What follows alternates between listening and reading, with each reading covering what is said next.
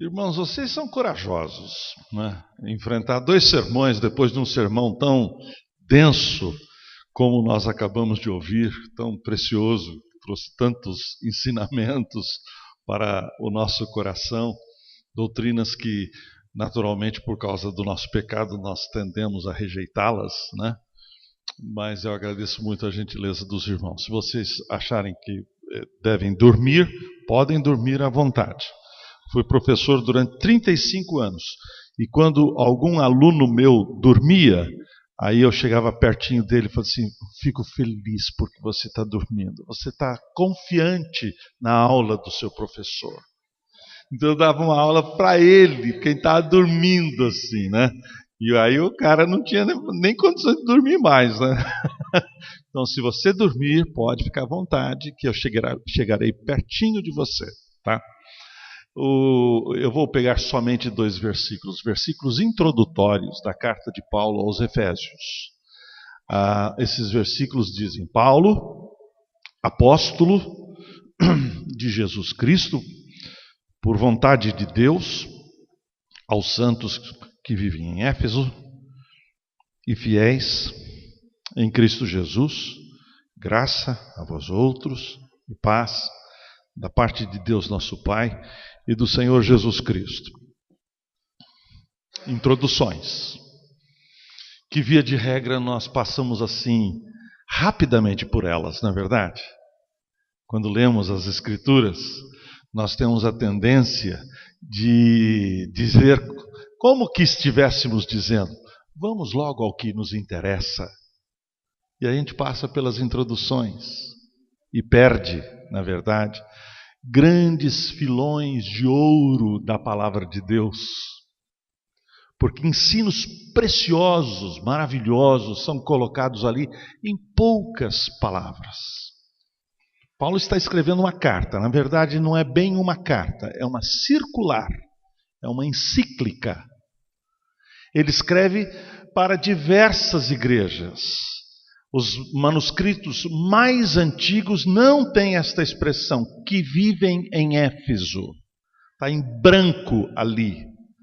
Porque esta carta foi lida praticamente por todas as igrejas aonde o apóstolo Paulo passou. Escrita da forma antiga. Né? Começa com o remetente. O que a gente faz é diferente. Quando a gente escrevia, hoje a gente nem escreve mais carta, né? É só por WhatsApp e assim por diante. Né? Mas quando a gente escrevia carta, a última coisa que a gente colocava, o que era? Nossa assinatura, quem estava remetendo. Mas quando você recebe uma carta, a primeira coisa que você faz é saber quem está remetendo. Né? Eu, quando estava nos Estados Unidos, noivo, e de repente no escaninho lá da minha escola aparecia uma carta com a borda verde e amarela, aí a primeira coisa que eu fazia era virar o envelope para saber quem remetia. Se era minha noiva, eu lia, relia, trelia, quatrelia, colocava a carta debaixo do travesseiro, parecia que eu estava querendo sentir alguma coisa. Quando é das pessoas amadas, a gente não faz isso? Cartas de gente amada. E a primeira coisa que ele faz é exatamente colocar a sua assinatura, Paulo. Mas não é um Paulo qualquer. Este Paulo é uma testemunha viva de tudo que haverá de ser dito a partir de então. E esta carta é uma carta que descreve a soberania de Deus na salvação. É uma carta que tem como um tema a igreja, a noiva do Senhor Jesus Cristo. Dos versículos 13 em diante, mostra, na verdade, uma doxologia, é uma louvação à Trindade, a obra perfeita da Trindade, no tempo e no espaço, mas antes do tempo, na eternidade. Bendito o Deus e Pai do Senhor Jesus Cristo. Aí o apóstolo Paulo vai fazendo esta doxologia maravilhosa, encantadora. Mas tudo isto fundamentado nesta pequena declaração. Paulo. Este Paulo não é um Paulo qualquer. Este é um perseguidor da igreja. Ele tinha até um outro nome, Saulo. E aí então, a partir deste momento em que ele é alcançado pela graça de Deus, daquilo que a gente podia chamar, né, pastor? As antigas doutrinas da graça de Deus são tão antigas quanto o apóstolo Paulo, né? Ele é alcançado, ele foi transformado. E de Saulo passou a ser chamado de Paulo, que significa o pequeno. O pequeno. E ele se reconhece o pequeno. Em termos do pecado, ele diz assim: eu sou o maior. O maior dos pecadores. Ele reconhece que não deveria ser chamado sequer apóstolo. Ele é um apóstolo temporão. Ele é o menor de todos no reino dos céus. Então ele reconhece claramente que nada foi motivado porque Deus viu nele alguma motivação. Ele não tinha, pelo contrário. Se Deus fosse contar com alguma coisa que porventura achasse no apóstolo Paulo, ele seria rejeitado. Mas foi pela graça de Deus, pela misericórdia de Deus. Imediatamente somos introduzidos a uma das doutrinas mais complexas, mas ao mesmo tempo mais maravilhosas da palavra de Deus. Porque ele se autodefine, Paulo, apóstolo. Preste bem atenção. Nós não temos mais apóstolos nos nossos dias. Só os fajutas, os falsos.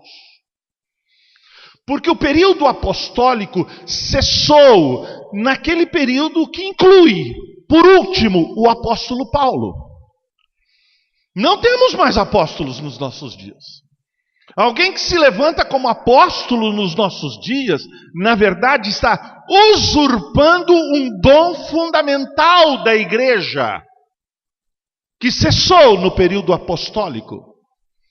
Os apóstolos, na verdade, nos legaram a sua maior obra, a obra mais preciosa dos apóstolos, que é a santa e bendita palavra de Deus.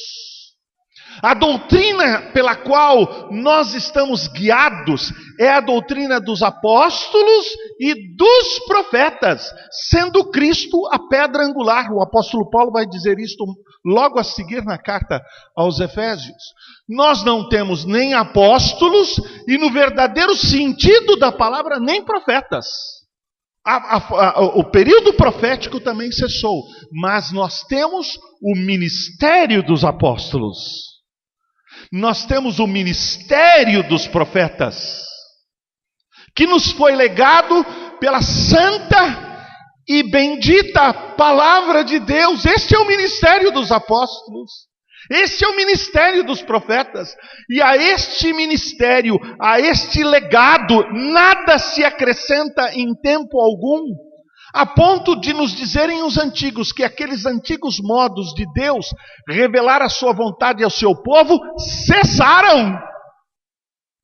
Porque se porventura continuassem estes dons extraordinários, estes dons extraordinários precisariam se seguir na escrita da palavra de Deus, mas a palavra de Deus foi cerrada conclusivamente. Tudo aquilo que porventura você quiser saber a respeito dos propósitos de Deus, esta revelação está na Sagrada Escritura. A ponto de nós, os crentes no Senhor Jesus Cristo, de boa cepa, como nós o somos, batistas, que abraçam as doutrinas da graça, dizem também como nós, os presbiterianos, dizemos. Quando somos recebidos na igreja pelo batismo ou pela pública profissão de fé quando adultos, nós dizemos o seguinte: reconhecemos que as escrituras do Antigo e do Novo Testamento são a palavra de Deus e a nossa única e suficiente regra de fé e de prática. Nós precisamos, na verdade, meus irmãos, com essa declaração que nos parece ser sem um conteúdo todo como nós estamos expondo, nós precisamos, nesta declaração, evitar dois erros que costumeiramente existem quanto à Sagrada Escritura. O primeiro erro é o erro dos liberais, que disseram o seguinte: Deus falou. Sim, Deus falou. Ou melhor, os homens entenderam alguma coisa do sagrado e registraram a sua religiosidade. A Bíblia nada mais é do que o registro da religiosidade dos povos semitas. Quer saber o que Deus falou? Neste entendimento da religiosidade passada, vá a este livro, que é uma espécie de museu exótico, que fala a respeito de civilizações que estão distantes de nós, de práticas e costumes que nós não temos mais hoje. Quer saber então como é que foi o entendimento religioso, alguma percepção da espiritualidade?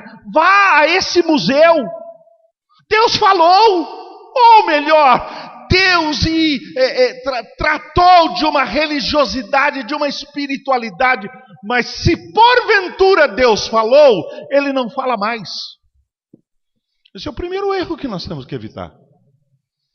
Mas o segundo erro, tão pernicioso quanto este erro, é esse: Deus falou e Ele continua falando agora, independente do que Ele falou.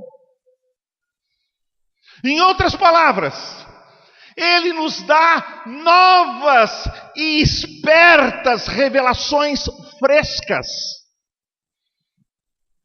Para evitarmos estes dois erros que eu chamaria de antiquarianismo ou existencialismo, nós precisamos, na verdade, ter em mente a doutrina da inspiração das Escrituras.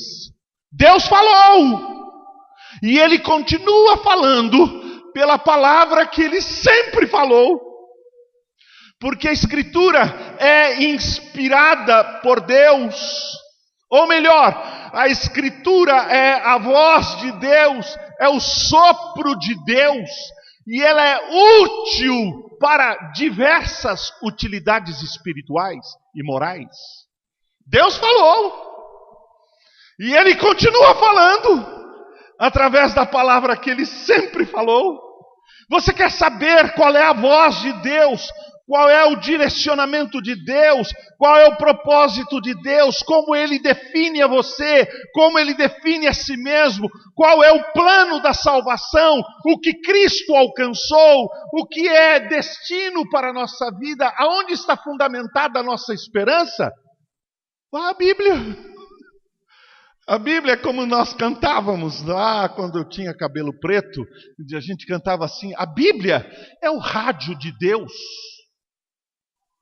Abre a Bíblia e Deus abre a sua boca.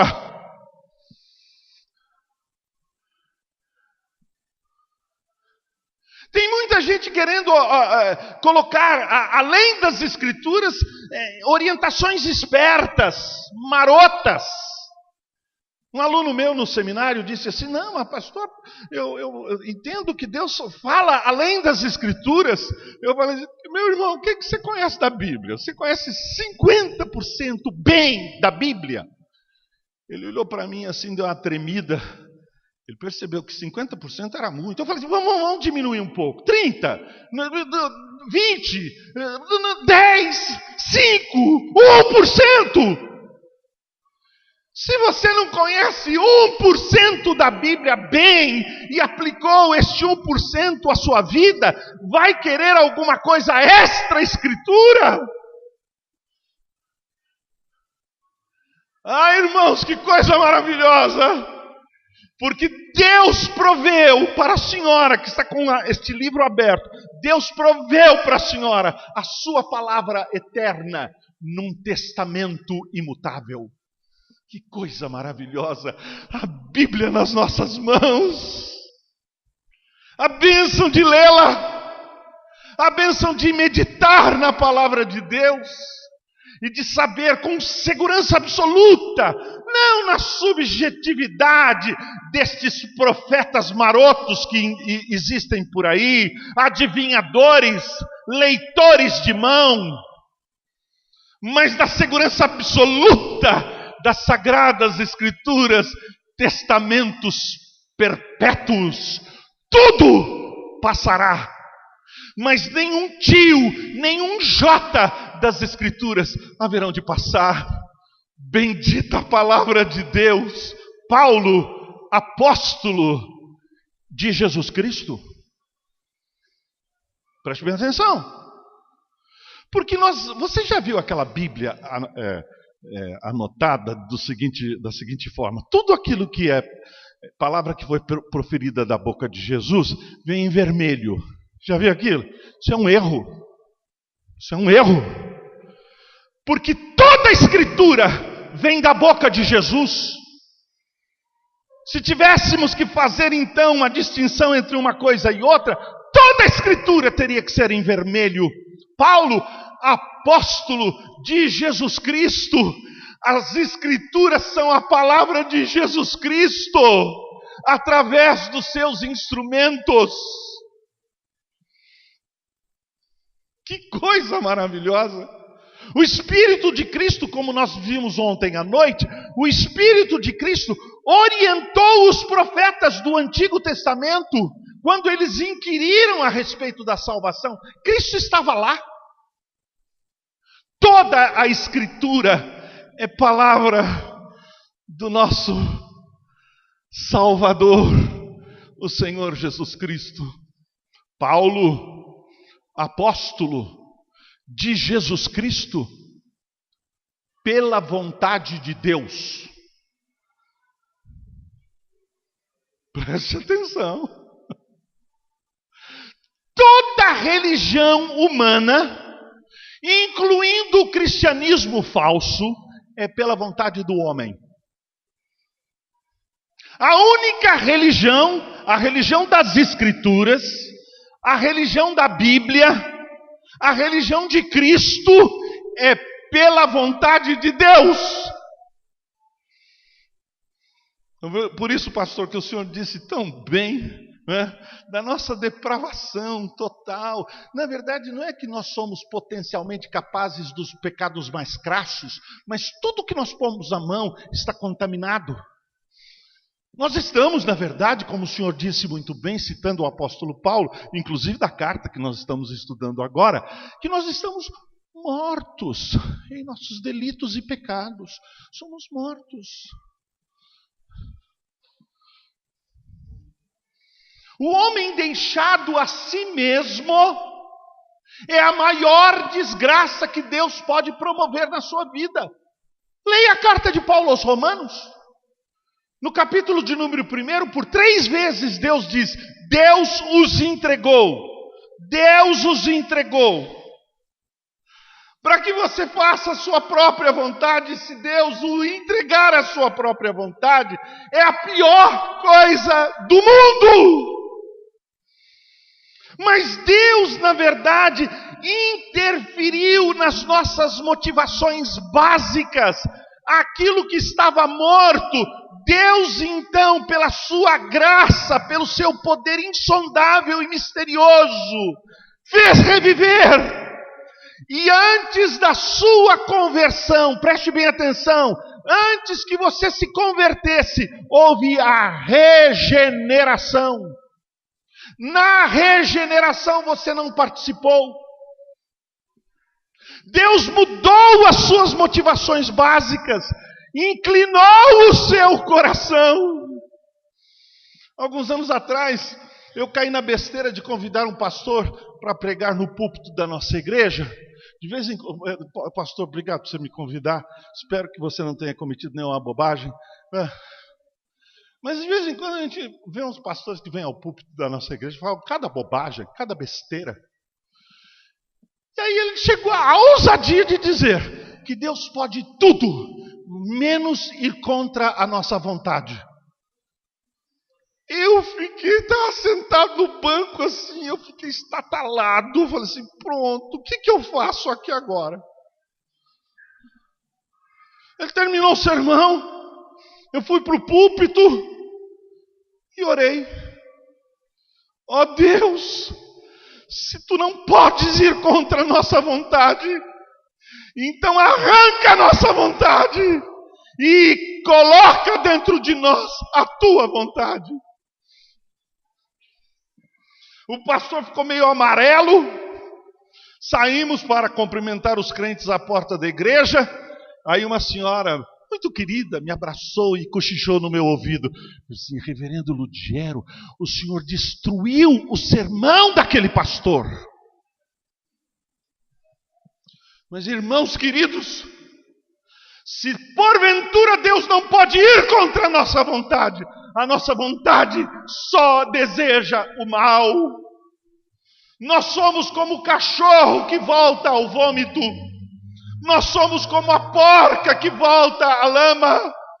Nós amamos pela nossa natureza corrompida o pecado. Desejamos o mal.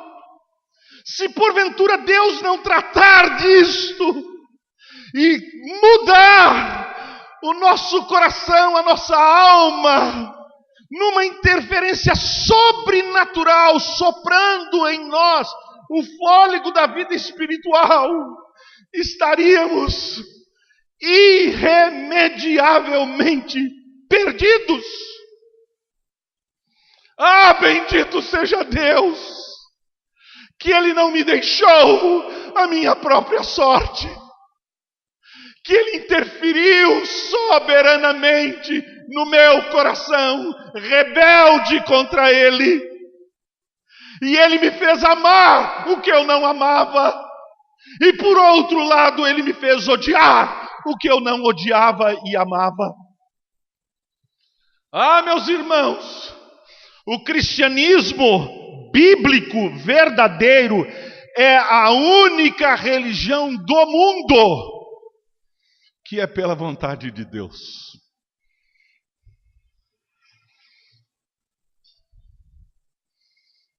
Aí ele define os destinatários da carta. Depois de fazer essa introdução tão impressionante, ele define os destinatários da carta. Ele diz que esta carta é para os santos. Ou melhor, esta carta é para aqueles que foram resgatados por Deus, tomados por Deus, eleitos por Deus, aproximados por Deus, de Deus mesmo, para viverem para Deus no mundo. Somos separados. E nesta proximidade com o sagrado, estamos sendo mudados na nossa maneira de encarar a vida. Os nossos olhos olham de outra forma. A nossa perspectiva humana é completamente outra, pela graça de Deus. Aos santos. E meus irmãos, eu não vou me delongar, porque eu já vi que alguns que já começaram a dormir, né? Eu não vou me delongar. Segunda coisa, que define os destinatários: fiéis.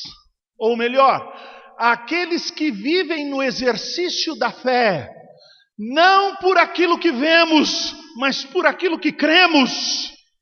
Nós somos salvos, na verdade, na confiança de que Deus falou, e a sua palavra é digna. Deus não pode mentir.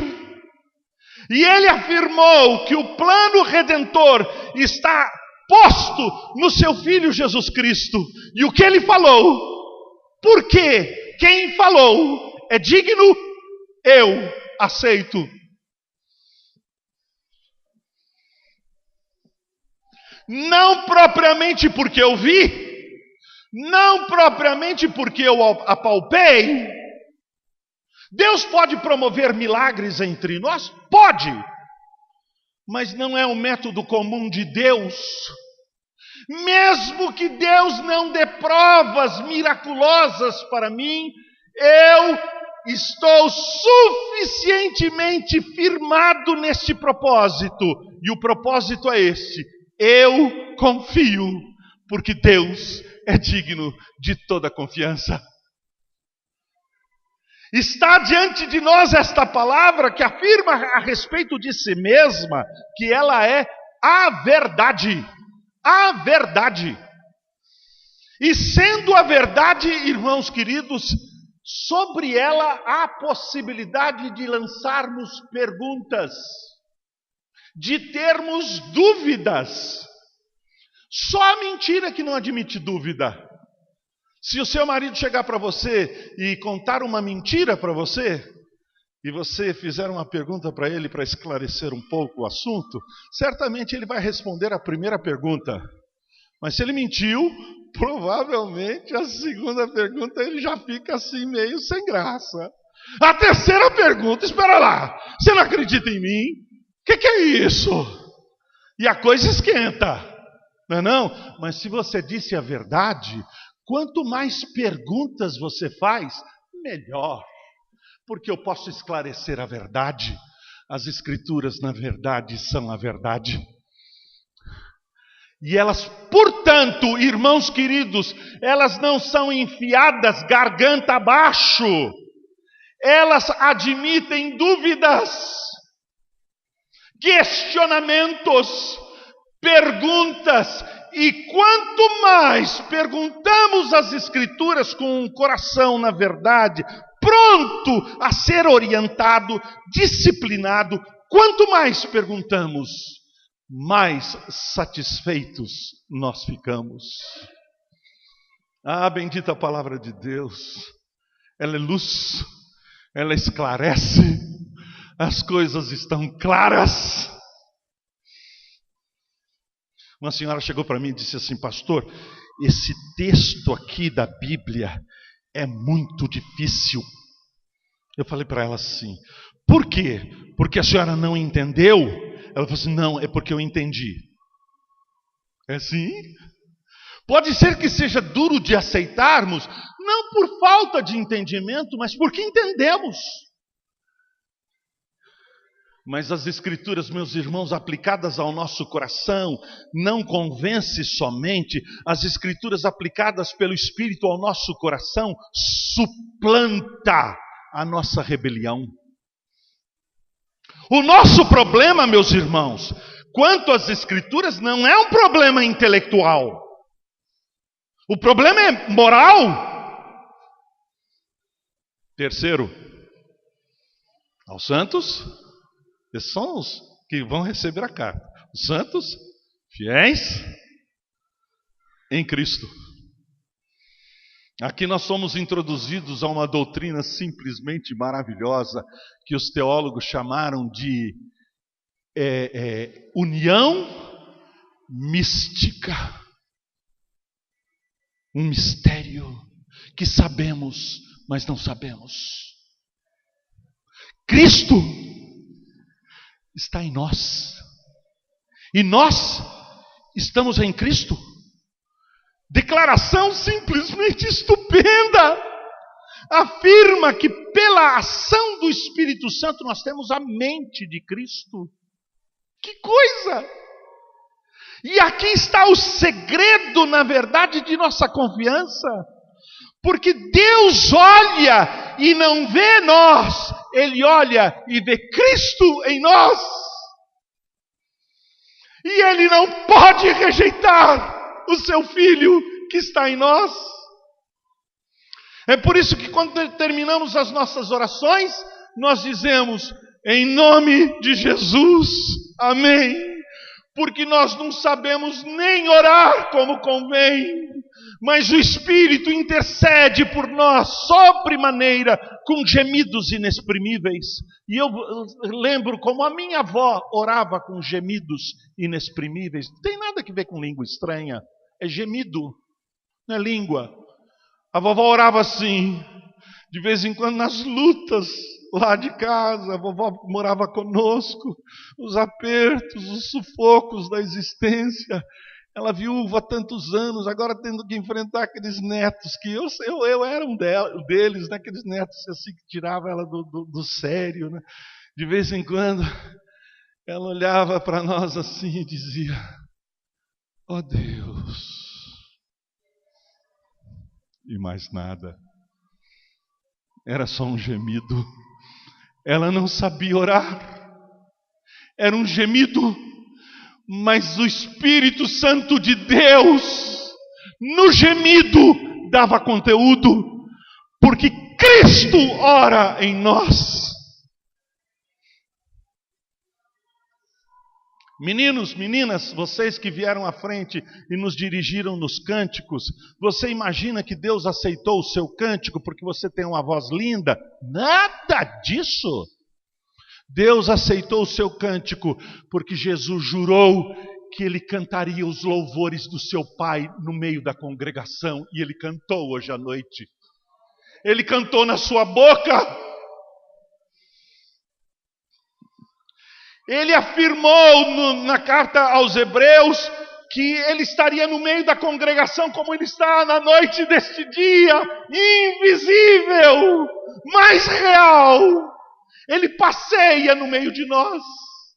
E ele olha para Deus, o seu Pai, e ele afirma que ele não se envergonha de nós.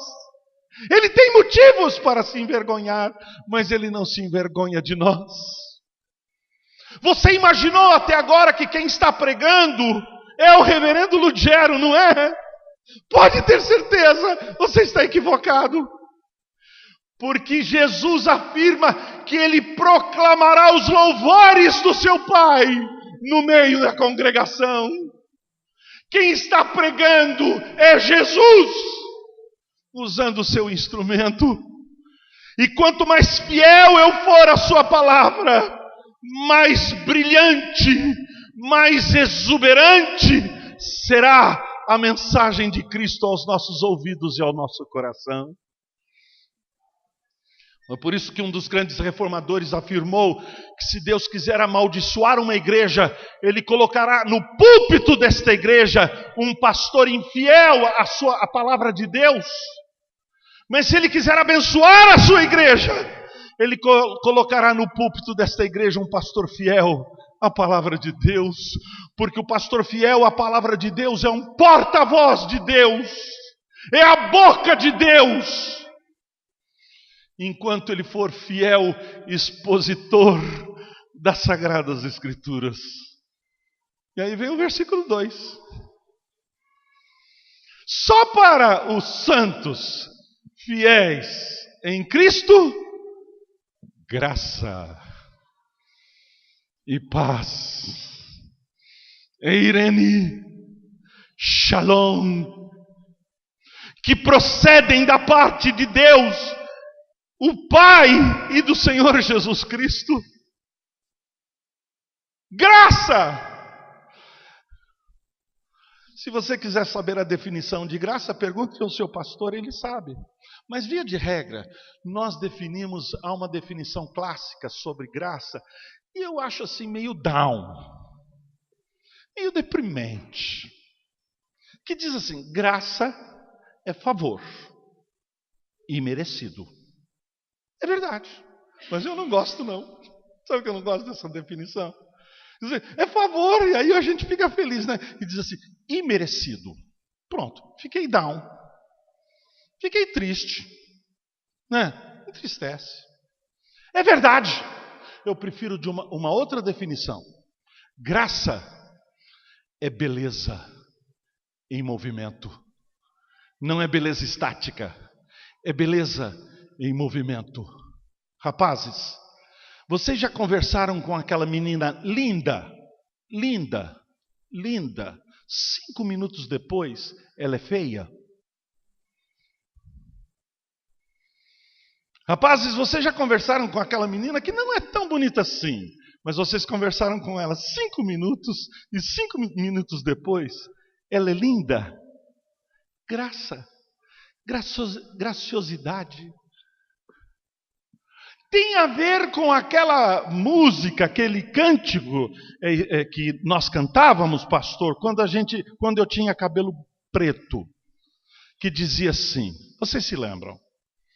Que a beleza de Cristo se veja em mim, toda a sua admirável pureza e amor. Ó, tu, chama divina, todo o meu ser refina, até que a beleza de Cristo se veja em mim.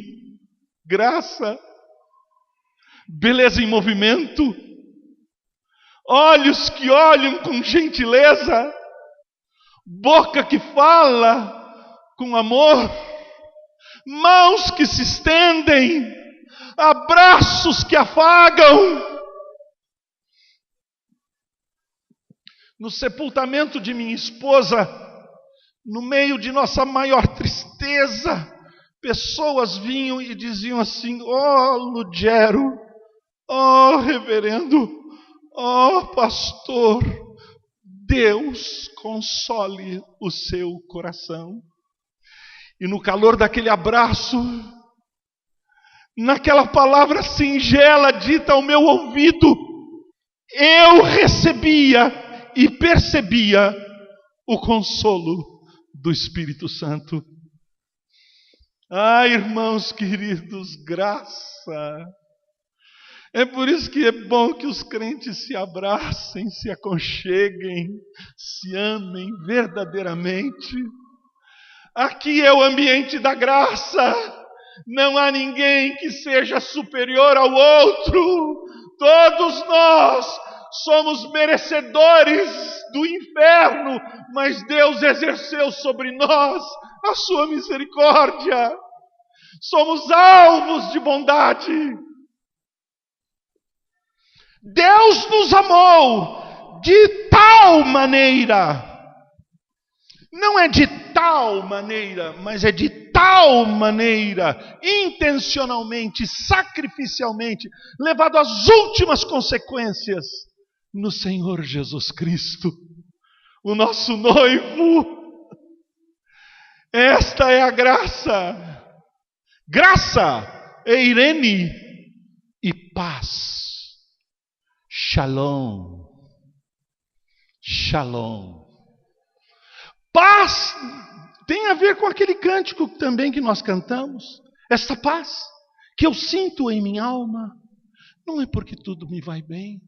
Esta paz, na verdade, é porque os meus olhos abertos foram abertos e eu enxergo uma realidade numa dimensão espiritual. Deus reina. Deus governa. E esse Deus que governa é totalmente soberano.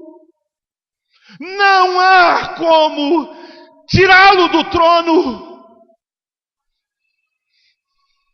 Mas este Deus que governa soberano e absoluto, com seu poder e com a sua glória, é um Deus sábio.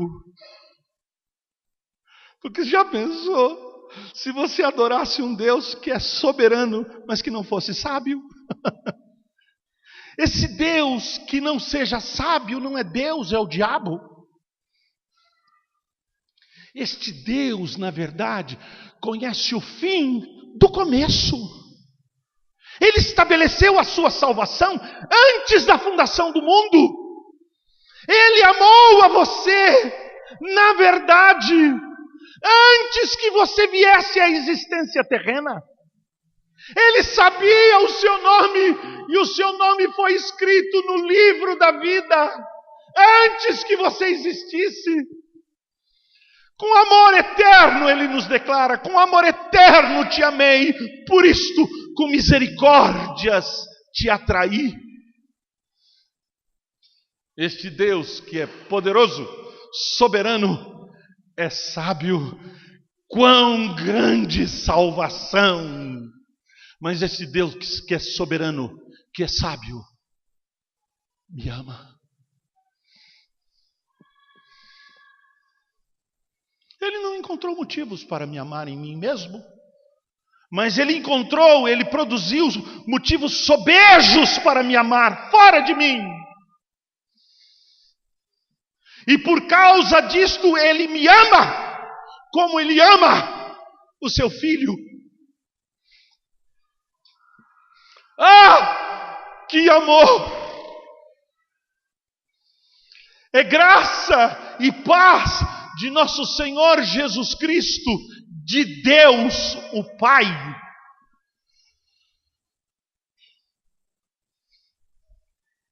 Isso é só a introdução. Essa é só a introdução. E eu preguei até agora e vou parar. Eu vou parar. Porque senão eu corro o risco de pregar como o apóstolo Paulo, que pegou um sermão tão grande, tinha alguém sentado na galeria, caiu e morreu, né? O sermão de Paulo matava, né? Eu vou parar por aqui. Mas eu queria que acontecesse uma coisa no seu coração. Só uma coisa. Ao pregar esta introdução e ver as riquezas da palavra de Deus, eu gostaria que você tivesse colocado sal na sua boca, salgado a sua boca. Sabe para quê? Para você ter sede, para beber mais. E beber mais deste livro, desta carta tão maravilhosa, que é um recado de Deus para o seu coração.